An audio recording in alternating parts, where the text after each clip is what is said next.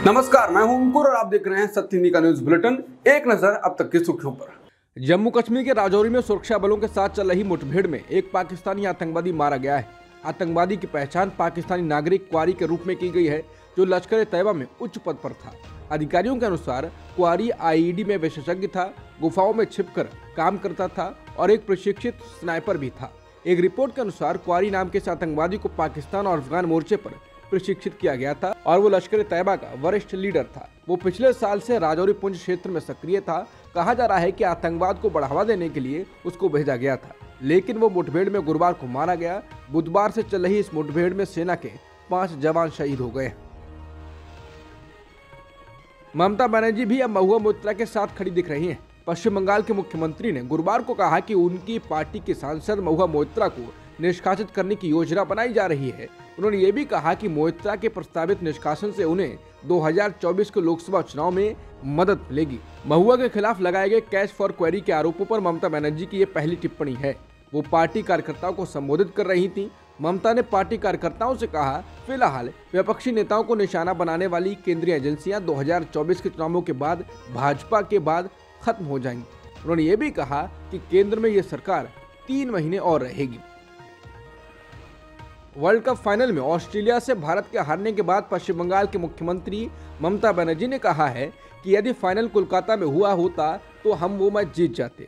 समाचार agency PTI की ओर से जारी एक वीडियो में ममता बनर्जी बांग्ला में कह रही हैं, इंडिया फाइनल यदि कोलकाता में होता या मुंबई वानखेड़े में होता तो हम जीत जाते। वहीं उन्होंने पीएम मोदी और अमित शाह पर तंज करते हुए कहा कि भारतीय क्रिकेट टीम ने विश्व कप में पापियों की मौजूदगी वाले मैच को हारा, बाकी सारे मैच जीते थे। विश्व कप हारने के बाद पनौती शब्द सुर्खियों में बना हुआ है। राहुल गांधी और कांग्रेस तो सीधे पनौती शब्द का प्रचार कर रहे हैं और बाकी विपक्ष के नेता भी पनौती शब्द का इस्तेमाल कर रहे हैं। अब लालू प्रसाद यादव भी इसमें आ गए हैं। उन्होंने कहा कि भारत विश्व कप हारा ये दुर्भाग्य की बात है। नरेंद्र मोदी अशुभ आदमी है। बता दें, इससे पहले राहुल गांधी भी कह चुके हैं कि हमारे लड़के जीत जाते, लेकिन पनौती ने हरवा दिया। हनुमान बेनीवाल भी कह चुके हैं कि नरेंद्र मोदी का हार का जनरेटर है और बाकी कांग्रेसी नेता और आरजेडी नेता भी हार के लिए पीएम मोदी को दोषी बता रहे हैं। कुल मिलाकर पनौती शब्द चर्चा में बना हुआ है।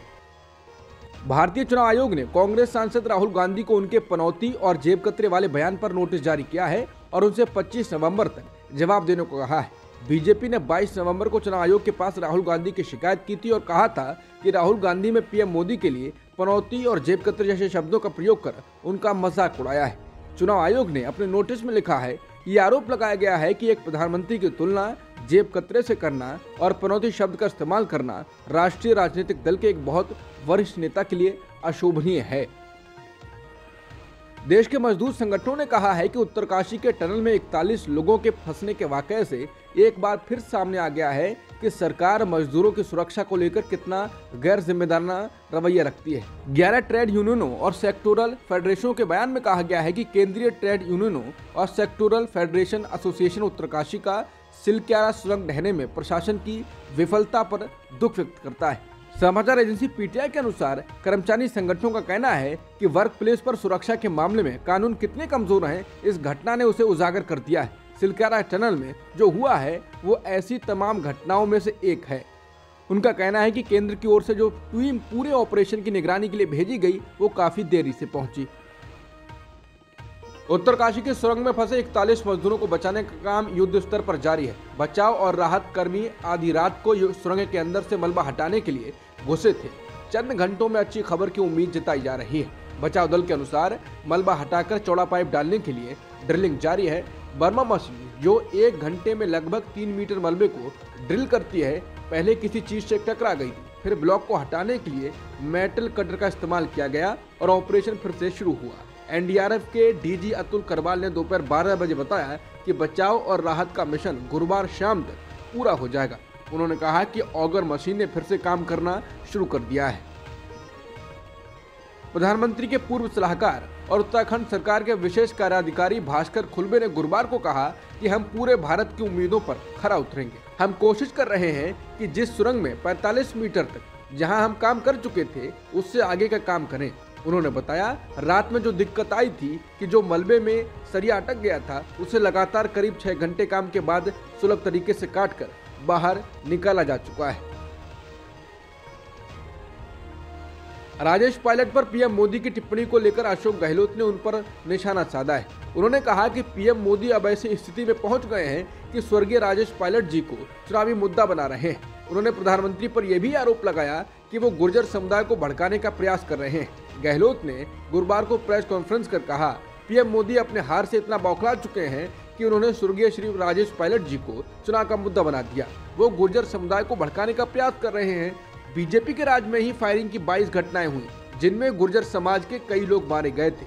सीएम ने आगे कहा कि बीजेपी की सरकार तक चली गई और जब मैं मुख्यमंत्री बना तो उन्हें भाईचारे और प्यार से समझाया, उन्हें आरक्षण दिया। उन्होंने पीएम मोदी से पूछा कि आज ये गुर्जर समाज के बारे में किस मुंह से बात कर रहे हैं। राजस्थान के पूर्व उप मुख्यमंत्री और राजेश पायलट के बेटे सचिन पायलट ने अपने पिता के संबंध में प्रधानमंत्री मोदी की टिप्पणी को तथ्यात्मक रूप से गलत बताते हुए बुधवार रात कहा कि प्रधानमंत्री का बयान तथ्यों से परे है। ऐसे बयान जनता का ध्यान भटकाने के लिए दिए जाते हैं।